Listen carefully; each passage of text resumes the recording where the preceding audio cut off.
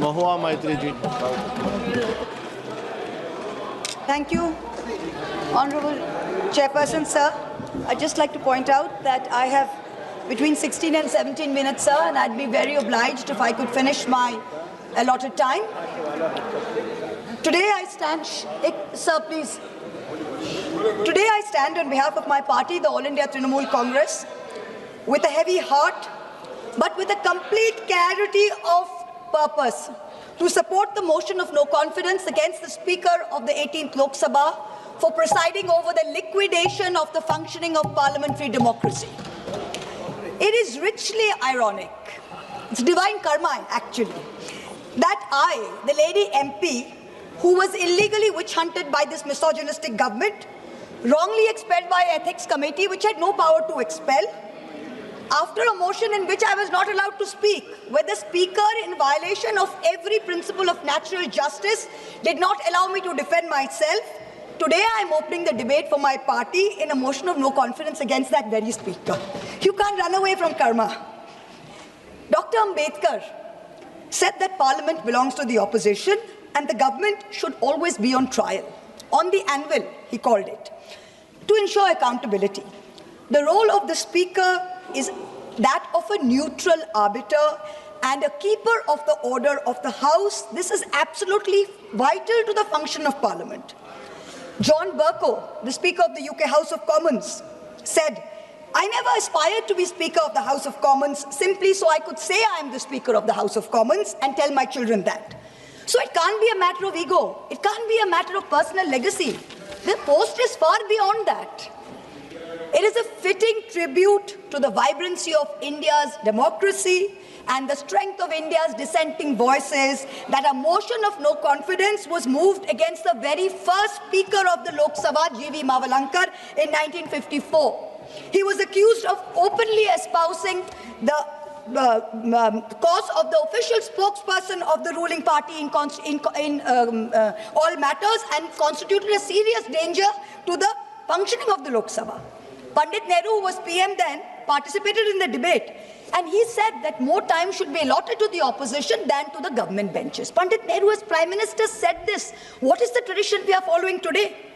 In the next decade, in 1966, there was a second motion of no confidence against a sitting Speaker, against Sardar Hukum Singh. And there it was claimed that he was arbitrarily disallowing questions likely to cause acute embarrassment to the Prime Minister, to ministers, to top leaders and government officials. Sounds familiar? Does it sound familiar or not? 20 years later, in 1987, again a motion was moved against the then Speaker Balram Jakar. Moving the motion was a future Speaker, CPM Somnath Chatterjee. And he said that Parliament is as much in danger from a muted Parliament than from executive authoritarianism. This is what Somnath Chatterjee said. The resolution was critical of Jakar's rulings, which denied MPs the right to move adjournment motions. What do we have today? We have the Honourable Speaker who has not allowed a single adjournment motion. Every morning we come here and like a stuck record, what do we hear? किसी भी स्थगित प्रस्ताव का अनुमोदन नहीं दिया गया. Every morning we hear this. But you know something? In the previous 3 instances, something was different. What happened? In each of the 3 previous instances, there was a deputy speaker to preside over the proceedings. In Mavalankar's case, there was Anantasayanam Iyengar, who was then deputy leader of the Lok Sabha in 1954. In 1966, in Hukum Singh's case, the then deputy speaker was S.V. Krishnamurti Rao. He didn't get a chance to preside over the proceedings because the person who brought the motion, he himself, Madhu Limaye, failed to get the requisite 50 people, so the motion failed. In 1987, in Balram Jakar's case, the Deputy Speaker M. Thambuderai presided. But today, what do we see? There is no Deputy Speaker. In the 17th and 18th Lok Sabhas, for the past 7 years, the post of the Deputy Speaker has been kept vacant. Article 93 of our Constitution very clearly says that the House of the People shall, the word shall is used, as soon as may be, choose 2 members of the House to be respectively Speaker and Deputy Speaker. If the post becomes vacant, immediately another one shall be elected. Then there's Article 95(2) of the Constitution. What does it say? It says, during the absence of the Speaker from any sitting of the House, of the deputies or the Deputy Speaker, if he is also absent, any other person who can be determined by the House. Today, when the debate started, what did we see? The person, no disrespect to the current chairperson sitting there, but there was no consensus, there was no spirit of the House that was taken into accordance as to who is going to preside over the proceedings. The Speaker, the Honourable Speaker of the 18th Lok Sabha, has achieved many firsts. Unfortunately, all of them have been less than graceful benchmarks. He keeps talking about the vaunted garima of the House, but it has come to a point that the minute the Speaker comes into the House, garima leaves the House. That's where we are today. I am first going to analyze the Honourable Speaker's inglorious record on a macro level, and then I am going to dissect it on a micro level. So let's look at the first macro point. Suspensions under Rule 374A of the Lok Sabha Rules and Proceedings. Now, what did we have before? First, we had Rule 374, which required any suspension to go through a formal motion. 2001, Atalji's government, NDA government, you bring in 374A, which gives the Speaker, in case of a grave disorder, without moving a formal motion, he has the right of immediate suspension, without any formal motion. And this rule, the way it has been abused by the current Speaker, is the very antithesis of democracy. It is all that democracy should not be. In December 2023, Birlaji ordered the largest mass suspension in the history of Indian Parliament, suspending 100 opposition MPs. This one episode alone accounted for over 40% of all Lok Sabha suspensions since 2004. In the last 20 years, in one day, he suspended 40% of the total. And why did he do this? What was our grave error? We wanted a statement from the government on the breach of the parliamentary security. Was this not a matter of national importance? You tell us. Let this be a fair and neutral debate. Now, while these MPs were suspended, Birlaji presided over the passage of 3 criminal amendment bills without any substantive discussion. I would say he's criminally complicit in throttling democracy. Criminally complicit in throttling democracy. But this incident was not a one-off for him. Between 2004 and between today, I've listened to all of you, Mr. Pal. We can't speak to you anymore. The word we have criminally is listened removed to you. from the Please record. expunge it. The Please word expunge criminally it. is removed Please from the record. expunge it, sir. No, Please sir. Suresh ji, please let No, me sir. say. Suresh ji, please Sir, the let me word speak, criminally sir. is removed from the Please record. remove it. Please remove it. It will make him no less a criminal. Please remove him. But this incident was this incident was not a one-off moment for the Speaker. Between 2004 and today, 245 suspension actions were recorded in the Lok Sabha, and half of this total, 120 suspensions, were done by Birlaji alone. And that's not all. He's the only Speaker who has suspended only opposition MPs. 100% of these 120, 112 in the 17th Lok Sabha, and 8 and अरे आप बताना बंद कीजिए martial साहब, वो chair पे बैठे हैं आप नहीं, वो बैठे हैं चेयर पे आप नहीं, आप बताना बंद कीजिए माइक पे. 120 suspensions have been done by Birlaji alone. And they were all Lok Sabha, they were all members of the opposition. 0 NDA. Let us now look at the numbers for previous speakers. The country has a right to know these statistics. In Somnath Chatterjee's time, 2004 to 2009, only 5 MPs were suspended. Never once Rule 374A used. 4 were suspended due to irregularities in MP lads, and 1 was suspended due to some impropriety on an MP tour. Somnath Chatterjee was a UPA nominee. He presided over turmoil in the House. There was Advani ji was LOP at that time, but he never suspended NDA MPs. He never throttled their voice. He was called headmaster because he used to always scold MPs. He even went so far as to say that you all are misbehaving so much, you should not be allowed a penny of the public paisa to be spent on you. But even then, he never suspended anyone. Then we come to Meera Kumarji, she was also an UPA nominee. She was Speaker 2009 to 14 when Sushma Swaraj ji was LOP. Honorable MP, she suspended. One yes, second. I would like to remind you yes, ma'am, sir. that any MP who suspended is not suspended by the Speaker. The House suspended. I'm glad that you have been reminded of this, sir, by the Honorable Marshal, and I will take your point. And I will There is a process, there is a procedure. Yes, sir. There is a process, there is a procedure. All right, sir, he presided over it. The process is followed. Yes, sir, he presided over it. Sir, I will change my terminology thanks to the intervention from the Honorable Marshal. Thank you very much. Perhaps we should add a 10th member to the panel. We should add a 10th member to the panel. But anyway, I'm joking, sir. I'm joking, sir. I'm joking, sir. One second. All right. Please hold on. Please hold on. No, this cannot continue like this. Yes, sir. All right. This is not done. Okay, sir. This is sir, not done. Sir, let me go with it. I apologize. Sir, let me go back. Her previous sentence is removed from the record. Yes, sir. Okay, yes, sir. All right, all right. She suspended. One second. Yes, sir. This type of sly remarks should be removed, and I request the chair to caution the member to derive from this type of sly remark. No, one second. No, one second. No, I fully agree. I fully agree with Mr. Bharat. I fully agree because the comments are against the chair. Sir, very good. Please continue. That's fine. Saugat Raji, please understand. These remarks are against the chair. Sir, we are moving a no confidence against the chair. Sir, we are moving a no confidence against the chair. Obviously, the comments will be against the chair. Please let me finish, sir. Please let me, Suresh Yes, ji. sir, Mr. Suresh ji, please let me finish. Venugopal ji, please let me finish. No, sir, please. Don't misinterpret.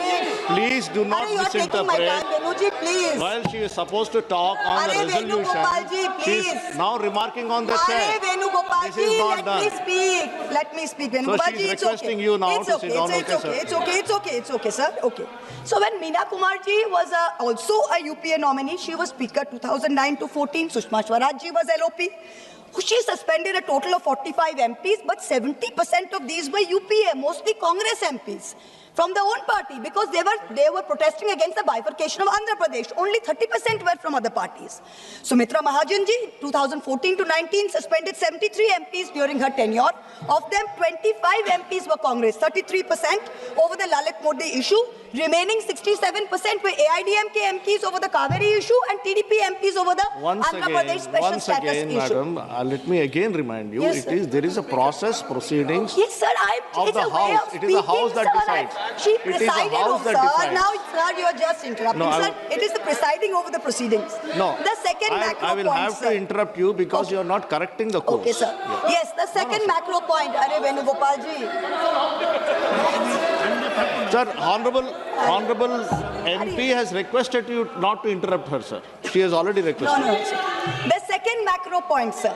The decline in the number of bills being sent for scrutiny to parliamentary standing committees under the guardianship of the Speaker. Let me change my terminology.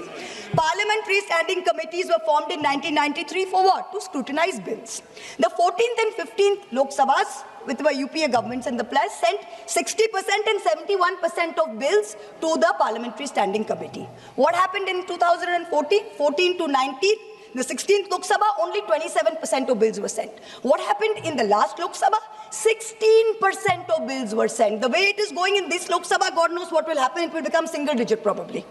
Now let us look for a more detailed dissection. The office of the leader of the opposition in the Lok Sabha was accorded statutory recognition under the Salary and Allowances Leaders of Opposition in Parliament Act 1977. It is equivalent to that of a cabinet minister in rank.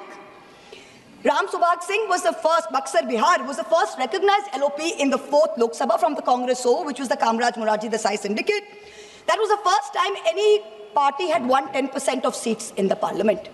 Now, the first statutory LOP was CM Stephen. He was MP from Idukki in Kerala. Since the post was given statutory recognition, there have been 12 LOPs. 3 times the term has been vacant. Of these 12, 6 were Congress, 5 were BJP, and 1 was Babu Jagjeevan Ram from the Janata Party. So it was been pretty evenly distributed. Each of the BJP LOPs, L.K. Advani ji, Atal Bihari Vajpayee ji, Sushma Swaraj ji, has had more than their fair share of parliamentary time and spotlight in the correct spirit that the opposition owns the House. It was not denied to them. In 2012, Sushma Swaraj ji, then the BJP's leader in the Lok Sabha, even said, not allowing parliament to function is also a form of democracy like any other form. That we have also seen. So in the Lok Sabha, past speakers have allowed not just the LOP, but also senior members to intervene in debates. For example, former Prime Minister Chandrasekhar ji, when he came back in '96 as the sole member of the Samajwadi Janata Party, often stood up and was allowed to speak. In March 1997, Biju Patnaik ji intervened. There was a Madhya Pradesh BJP MP called Sundarlal Patwa who asserted that the mandate was not actually with Deve Gowda, but the mandate was that of the BJP's nationalism, and the BJP should be allowed to form the government. And Biju Patnaik intervened very sharply, and he said, "You people talk of nationalism. Do you know what is nationalism? You cannot know it. His Rashtravad is breaking up the nation in 20 pieces." Patnaik was neither asked to sit down, nor was the House adjourned by the then Speaker. Contrast that with the current Speaker. In the last Lok Sabha, the 17th, he perfected the art, or under his guardianship, the art of switching off the mics of opposition members mid-sentence, of ensuring Sansad TV paid for by taxpayer money blacks us all out. And when we stand up, when he says this is a technical glitch, that's okay, we believe it, but I'm just pointing it out. It has become a joke within us opposition members that when we stand up for a 0 hour or a supplementary question, we are cut off in 30 seconds saying, Sankshipt mein boliye, Sankshipt mein boliye. And for treasury benches, people are allowed to speak endlessly, make unfounded allegation, lies against all of us. The government has made a circus of parliamentary democracy, and if the Speaker is going to concede to being a complicit ringmaster, it is a very sad day for Indian democracy, a very sad day. In March 25, a delegation of India Bloc MPs met the Speaker. We submitted a letter raising 12 issues, including the failure to appoint a Deputy Speaker, denial of the opportunity to speak to the LOP and other leaders, disregarding the decisions of the BSC. During his term, the Honorable Speaker has systematically throttled the voice of the opposition and by default, the representative voice of 41 crore Indians, 410 million Indians. That's who we represent here.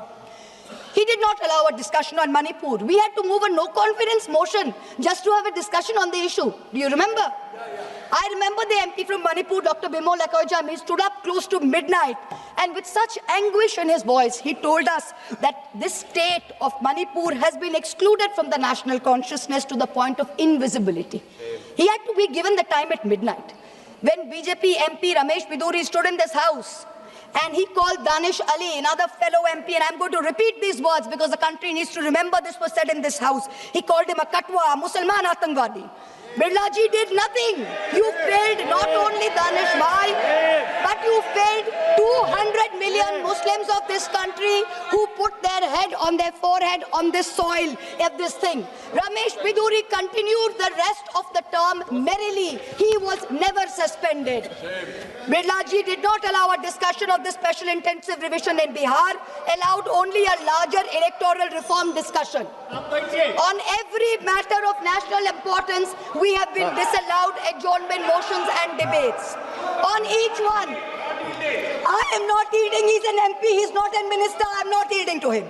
On each one, on the Hindenburg issue and the Adani government nexus, you disallowed the motion. On Chinese aggression into our territory, you disallowed a motion. On the one-sided Indo-US trade deal, we had to learn from the US president there's been a trade deal. The government didn't tell us. You disallowed a motion. On the Epstein files, a sitting cabinet minister has a mention of 430 times. Heads in the world over have rolled. You have not allowed us a discussion. Every time we MPs from Bengal have demanded answers as to why the central government is starving Bengal of funds, why our people are being starved of their rightful dues, the Speaker has allowed the treasury bunches and ministers to systematically heckle us and dishonor us and humiliate us. On February 2nd, Birla ji disrupted the LOP's motion of thanks, citing rule number 349 and 353 to bar quoting from an article from the Army Chief of Staff's memoirs. First, they said LOP should authenticate. Then they barred him from authenticating. Yet on February 4th, a BJP MP designated as prime heckler by the Treasury benches, furnished books within the House and continued for 3 minutes. Then rule number 349 was not applicable. It is absolutely incredible, the show of partisanship that the Honourable Speaker informed this House that he had advised the Prime Minister not to come to the House as there is a danger from women MPs. Yes. 1 minute, sir, 1 minute, I'll conclude. The Prime Minister is too scared to come to this House, and the Speaker is covering up for him in this ridiculous Honourable manner, MP Shri T.R. denigrating women without any Honourable substance. MP Shri T.R. Baluji. No, sir, I have not finished. 1 minute, I have not finished. I have got my last sentence. Speaker, sir, You already spoke sir. for 20 no, minutes. I have You got already 28 spoke for 20 minutes. minutes. My party has 28 minutes, sir. She is the chief whip. She is the chief whip. Speaker, sir, you are no longer fit to conduct the affairs of this House. I will end by saying to the Honourable Speaker what Oliver Cromwell said to the Parliament in 1653 and what UK Conservative backbencher Leo Amery told the British Prime Minister Neville Chamberlain in 1940. You have sat too long here for any good you have been doing. Depart, I say, and let us have done with you. In the name of God, go. Honourable MP Thank Shri you. T.R. Baluji.